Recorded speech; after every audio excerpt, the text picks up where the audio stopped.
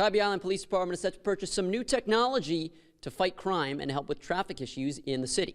I spoke to local government officials to see how the inclusion of these devices will affect this community.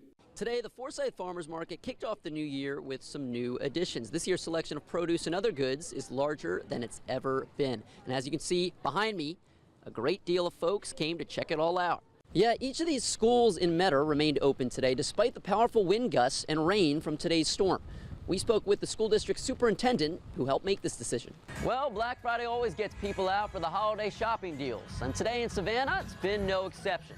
For shoppers on Broughton Street, it's all about the in-person shopping experience. Since Hyundai's electric vehicle training courses have been made available here at Savannah Technical College, students say the automotive production experience they've been able to gain has been invaluable. It's Christmas, and one of Santa's many stops around the world today was here in Savannah at Old Savannah City Mission. A number of different meals and gifts were given to all those who showed up today. Something to make everybody say, Merry Christmas.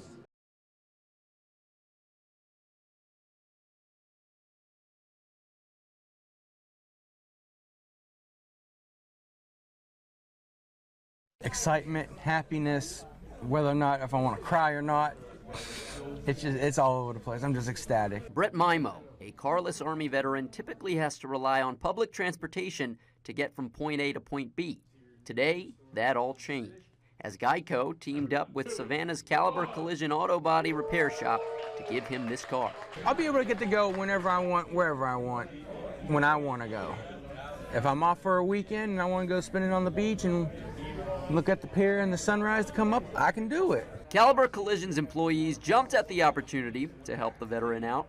They did a full refurbishing of this Honda Civic. Some say the special circumstances raised spirits during the repair itself. It means the world to be able to be a part of something like this because we know that we're making a difference in somebody's life. This was all made possible because of My Veterans Place Savannah.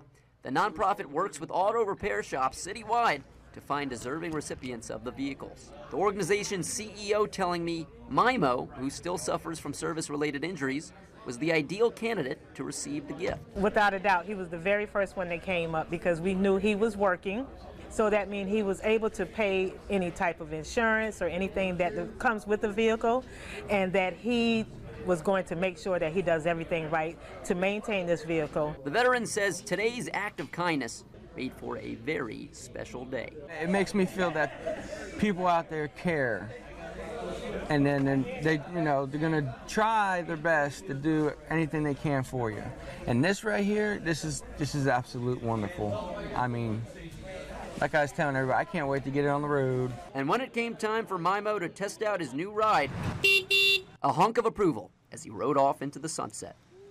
Reporting from Savannah, Ethan Stamm, WTOC News.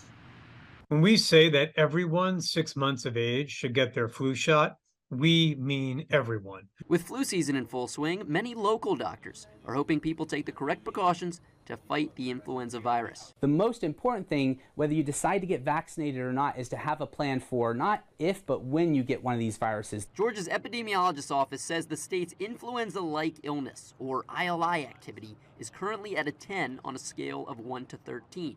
This comes after the major uptick in the number of people suffering from the flu of late. Savannah's Candler Hospital has seen a 35% increase in flu cases in the last 2 weeks alone. The reason why influenza gets so much attention is that you never really know whose card it's going to punch, so to speak, and you can get severe outcomes even in young, healthy people. Dr. Nirav D. Shah of the CDC tells me it's important for people of all ages to get the vaccine, and the consequences that come with not doing so have proved to be fatal in years past. In the years before the pandemic, about 300,000 to 400,000 people across the United States were hospitalized because of the flu, and nearly 30,000 people died every single year because of the flu. 30,000 people. The longer you neglect these viruses, the longer your immune system doesn't see these viruses, the more of a response you get and the sicker you get when you get these viruses. With growing skepticism surrounding vaccines since the start of the COVID-19 pandemic, other medical professionals tell me we shouldn't let that affect how we approach this particular virus. The COVID vaccine came with a lot of new technology, and with new technology is a lot of controversy, right? And so what I tell people is just kind of stop, pause for a second, think back to 2018, 2019. This is the same technology we've always had. It's worthwhile. Influenza can be problematic, and this can save you some grief down the line. If you're interested in getting vaccinated, you can get your flu shot at your local pharmacy or primary care doctor's office. Unexplained. It's just phenomenal. A Thanksgiving to remember for the Key family today, and for the man of the hour, James Edward Key, who's celebrating 100 years of life. Hitting triple digits, he tells me this birthday was his best one yet. This is the main one right here. Ain't no more of them. The other ones are good, but this one's the best.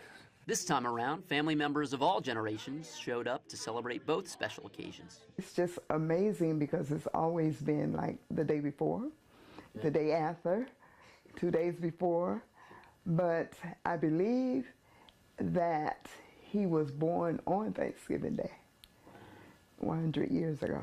His great-grandson Caden telling me it's reassuring knowing he's still celebrating a fruitful life. I go to check on him every summer and every Thanksgiving whenever I go to a vacation in Georgia. And when it came time to blow out the candles, a fitting round of applause for Georgia's newest centenarian. I think it's ridiculous. Savannah police are issuing some new photo-enforced speeding cameras to be placed on roads near Golly Station School, Turin Middle School, and Stamm Academy in the hopes to prevent accidents and encourage driver safety. The 30-day warning period for drivers here before people will actually be ticketed for speeding is set to begin tomorrow. Some of the drivers in this area are telling me these new cameras could stop any potential accidents from happening in the future. We need people to slow down by the schools. They don't need to be speeding. It's a lot of car accidents that happen every day, so anything that can stop the car accidents, I know I'm for it. While new to these 3 school zones in particular, these cameras are already being used near schools across the county. A parent I talked to said the new camera zones are a teaching tool. I have a young daughter who's just learning to drive, and I'm teaching her that you want to always do what's right even when no one is looking, so just assume that someone's looking all the time. Still though, some don't like how the tickets are mailed out after the fact. It's going to affect them a lot because they're not going to pay attention for real. They're just coming through, going on their jobs or coming to get something to eat and not paying attention to what's going on, and they come right through there speeding, not aware, and boom, now they got a speeding ticket they got to pay for it. They ain't even know they got one. With these new changes, people passing by will surely need to drive with some added vigilance in 2024. And it seems like there's just a smile on everyone's face. Christmas is only 3 days away, and Savannah shoppers are busy making those last-minute gift runs. Some shoppers tell me it's been all about the in-person experience. It's the fun part of getting out of the house and be around people and feel the warmth. Online, you can't try anything out. You can't see how it really looks on you. You can't get a feel for things that you're buying. So in person, I think in person will always be the first option. With the large turnout today, other shoppers are simply happy to be able to shop in person post-COVID. I did come here a few times during COVID, and they were only letting a few people in the stores at a time. There were long lines, and all of it's gone, and it just feels really great to get in the store and get what you need and come out. Kelly Reynolds, GM of Tanger Outlets, says today's day of shopping was more than a success. We're just so excited to see so many people here and enjoying their shopping experience.